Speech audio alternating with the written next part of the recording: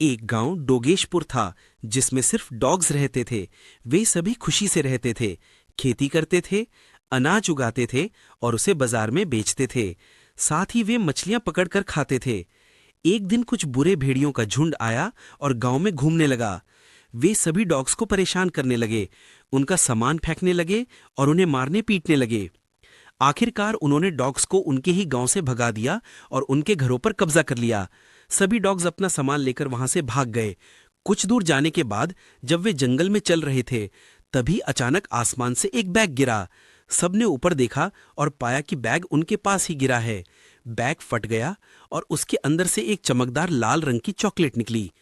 कुछ डॉग्स उसकी तरफ दौड़े, लेकिन हवा के कारण बैग उड़ गया और चॉकलेट वहीं रह गई।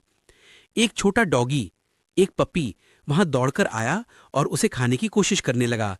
जैसे ही उसने चॉकलेट खाई, उसे कुछ अजीब महसूस हुआ। वह थोड़ा शौक में आया और अचानक ही वह बड़ा और बहुत ताकतवर बन गया। फिर वह वहां से भागकर अपने गांव में गया और वहां के भेड़ियों की पिटाई कर दी। उसने उन्हें सबक सिखाया कि वे वहां कभी ना आएं। इसके बाद वह घर के अंदर गया और चालाक भेड़िए के पास गया, जो खिड़की से कूदकर भाग रहा था। लेकिन जब वह खेत से गुजर रहा था, तभी जोरदार पंच लगा और वह गिर गया। ताकतवर पप्पी वहां आया और उस भेड़िए की भी पिटाई कर दी और उसे भगा दिया। कुछ देर बाद ताकतवर पप्पी वापस सामान्य हो गया, क्योंकि चॉकलेट का असर खत्म हो चुका था। अब सभी डॉग्स इस पप्पी को थैंक यू कहने लगे। ऐसी ही और नई कहानियों के लिए नीचे दिए गए इस वाले बटन पर क्लिक करें